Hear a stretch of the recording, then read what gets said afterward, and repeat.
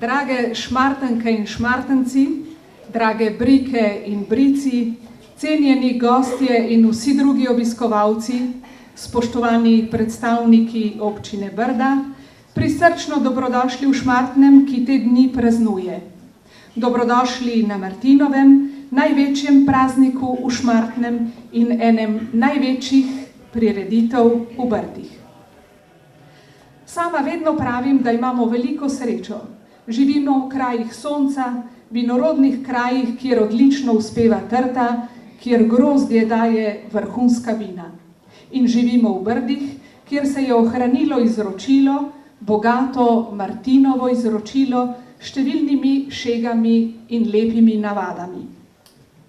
To je še vedno praznik letine, okusen in barvit, pa vendar nikoli bahaški.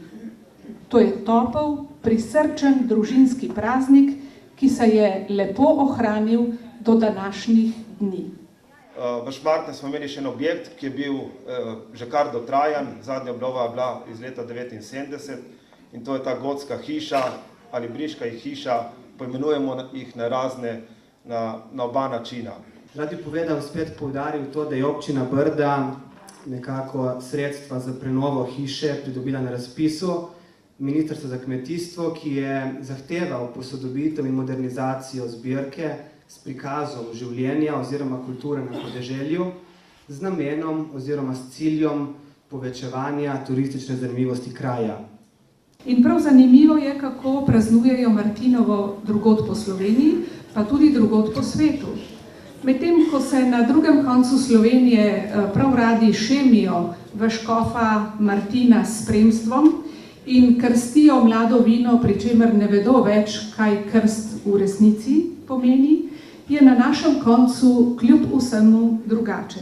Ostalo je pristno in domače, kot sem že povedala, in tudi kulinarično bogatstvo, ki je povezano z Martinovimi šegami, je v svojih najbolj značilnih okvirih ostalo do danes. Se pravi, neka glavna jed, ki navadno v Brdih ni bila gos, ampak kakšen fazan ali pa puran, ali pa včasih zajec in včasih pod pretvezo tudi kakšen maček. Jaz bi vas pa rada zapeljala malo v preteklost in sicer v obdobje pred Prvo svetovno vojno, mogoče še kam dlje v preteklost. Torej, zakaj? Nekoč je bila v Brdih navada, da ob martinovanju so bile tudi določene šege.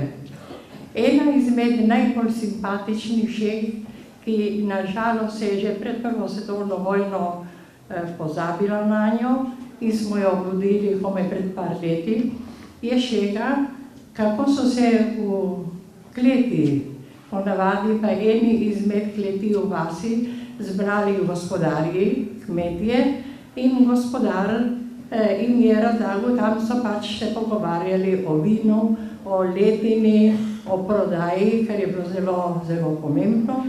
Ampak predvsem je zanimivo nekaj drugega, kar lahko opazite tam v tistem kotu. Na steni visi en takšen, bomo rekli, rožni venec, ki pa ni rožni venec. To je tercent, tako se imenuje, ki ga je gospodar napravil tako, da je zrezal 13 koščk rozg trt in nanizal na žico ter oblikoval v obliki rožnega venca. Zakaj ravno 13 koščkov? Ker v stavku, ki ga gospodar izreče, ko obesi to na sod, je 13 črk. Martin, varuj ga. Torej, če boste pošteli na prste, drži, da je to 13 črk. No, zanimivo je bilo še nekaj, če opazite tam tudi na sodu, je eno jabolko, ki ga je gospodinja zbrala, nanizala, napodla v jabolko najrazličnejša zelišča, ki jih je imela v vrtu, in to ob trgatvi, ko je bilo konec trgatve in ko so dali moštu sod, je gospodinja postavila to jabolko na sod, kjer je bil mošt. Gospodar je pa ta trcen obesil na steno blizu soda. Zanimivo bo še nekaj, da vaščani, ki so čakali, da pride Gospod blagosloviti vino, da ne bi Gospod hodil iz kleti v klet, vsako klet, so vaščani v sod, kamor je prišel Gospod blagosloviti, vsak je prinesel nekaj litrov vina, tako da praktično je s tem blagoslovom blagoslovljeno vino od vseh, ki so v vasi imeli kaj vina. Kje se vam zdi leto slednja? Odlična. Odlična? Super. Jaz pogledam mojo jabko. Ja, se je lepa, ali kje reči? Moj mož, veš, ena pikca je tlej. Daj pikco, vidiš? To ni prav dobro. Laj, da ga boš trevezal, kar bo lepa ura. Ampak ajer šlihan leč čpihu. Da ne bo tak dan, kot danes, da pa duve dol, kot da poli bo zrnača. A dol pa dolini je sama fumata. Ti laj, da drž konc za to vino, da bomo imeli za vnapreki, veš? Dobro, žena bo držal. Ja, ti drž... zaupaš dveri. Ja, ti zaupaj, jama drž konc je.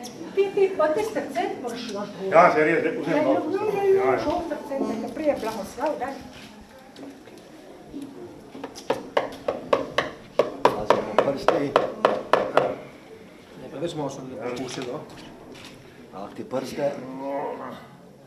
Martin, ahtiha.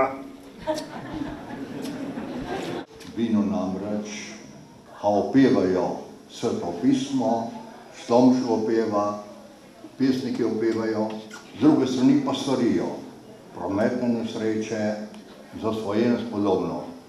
To je vse važno, zakaj vino ima take različne učinke.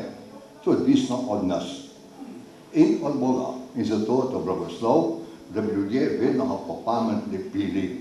Brati in sestre, Boga bomo prosili, naj blagoslovi vino, ki je sad zemlje in delo človeških rok. Spominjalo nas bo Božje ljubezni do nas, kajti Bog je ustvaril vino, da nas z njim razveseljuje in daje življenjsko moč.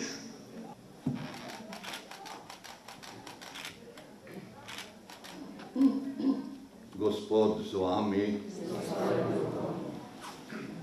Naj vas blagoslovi vsemogočni Bog Oče in Sin in Sveti Duh. Pojdimo v miru oziroma nadaljujmo v veselju.